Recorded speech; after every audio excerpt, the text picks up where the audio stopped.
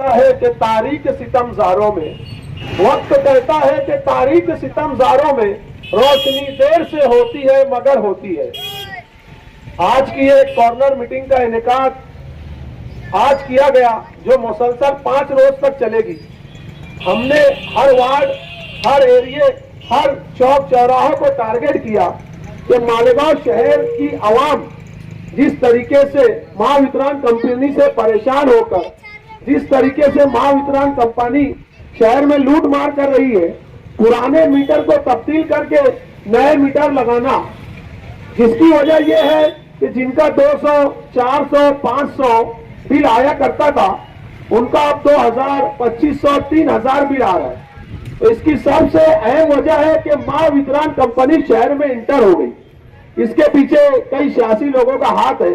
जिस तरीके से साबिक आमदार के वक्त के अंदर महावितरण कंपनी शहर में दाखिल हुई, इसकी सबसे अहम वजह माजी आमदार है।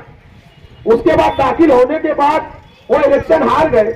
हारने के बाद जो अभी के आमदार है उनका भी बहुत बड़ा हाथ है कि कहीं ना कहीं उनने भी महावितरण कंपनी से गठबंधन कर लिया कि तुम मुझे दो, मैं आंख बंद कर लूंगा, मैं आवाम का काम नहीं करूंगा, मैं मंजरे आम पे नहीं आऊंगा, मैं लोगों को अपना हक नहीं दिलाऊंगा। यही सोच आज के आमदार भी कर रहे हैं। तो मुझे बताइए कि आवाम को दिखता नहीं है कि सच क्या है और हक क्या है। तो उसी के लिए कांग्रेस पार्टी ने ये कदम उठाया है कि जितने सर की तादाद इस तहरीक का हिस्सा बनेगी, उतना आप लोगों को राहत मिलेगी, आप लोगों के मीटर कम आएंगे। और दूसरा है मुद्दा है घर पट्टी का। गुरुस्ता जो यहाँ के मेयर थे, उन्होंने क्या किया, शहर के अंदर जो इन लोगों ने ठहराव पास किया जिसके अंदर जो है घर पट्टी को बढ़ा दिया गया। अब ये बताइए कि 80% तबका यहाँ पर जो है गरीबों का, गरीब रोज खाने रोज कमाने वाले लोग, रोज खाने और रोज कमाने वाले लोग हैं, उनके ऊपर घरपट्टी का 5% बढ़ा दिया गया। जिनकी 200, 400, 500 आया करती थी, आज उनकी 3000 तक आ रही। तो इसके स्वयं जिम्मेदार यहाँ के लीडरान है जो आपकी वोटों का खेल खेल रहे हैं, आपकी वोटों का बंटवारा करके आपके ऊपर ही जुल्म कर रहे हैं। तो ऐसे लोगों को घर भेजना चाहिए। और आपके बीच बेबाक लीडर एजाज बेग साहब जो कांग्रेस पार्टी के सदर है, वो मालेगांव शहर में आपके पास खुद आ रहे हैं, गली चौराहों में पहुंच के आपसे पूछ रहे हैं, बताओ आपको क्या तकलीफ है, मैं आपके साथ है। अगर कोई मीटर चेंज करता है तो मैं आपके साथ है, घर पट्टी अगर बढ़ रही है तो मैं आपके साथ है। ऐसा सच्चा लीडर आपको कहाँ मिलेगा। मैं अब उनको आवाज देता हूँ कि वो आए और अपनी बातों को यहाँ पर रखे। मकसद ये है कि मालेगांव शहर के अंदर MPSL कंपनी जो कलकत्ता कंपनी के नाम से मालेगांव के अंदर जो उनकी सप्लाई कंपनी आई है, उनकी जो बढ़ती हुई दादागिरी के खिलाफ जो ये नए मीटर लगा रहे हैं, इसको किस तरीके से भगाने का है, उसके लिए हम आपके दरवाजे के ऊपर आए। हमारा मकसद ये है कि इसको जो कंपनी को लाने के अंदर जिन्होंने मदद की, जिन्होंने ये आजाद मालेगांव शहर की गरीब आवाम पे नाजिल किया, ऐसे लोगों का खंडन करने के लिए हम आपके दरवाजे के ऊपर आए।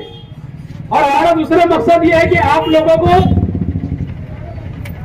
नए मीटर लगाने नहीं देना है।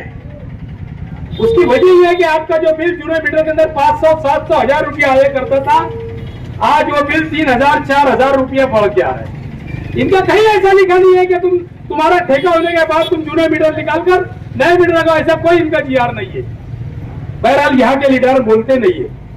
इसका मतलब ये नहीं बोलने का कि इन्होंने पैसा लिया है, इन्होंने शहर की गरीब आवाम की वोटों को बेच डाला है। एक हजरत हमेशा वो डायलॉग बोला करते हैं, तेरी रहमतों का दरिया सरेआम चल रहा है, अब मुझे माल मिल रहा है, मेरा काम चल रहा है। माजी आमदार शेख आसिफ साहब ने कंपनी को लाने में पूरी तरीके से मदद किया, वो इलेक्शन हार गए। उसके बाद में मुफ्ती इस्माइल साहब को कहा करता था कि साहब इनको आने मत दो, नहीं गरीब शहर है। और मालेगांव के अंदर इसका इतना खराब मामला होगा कि बिजली की सनत पूरी तबाह हो गई।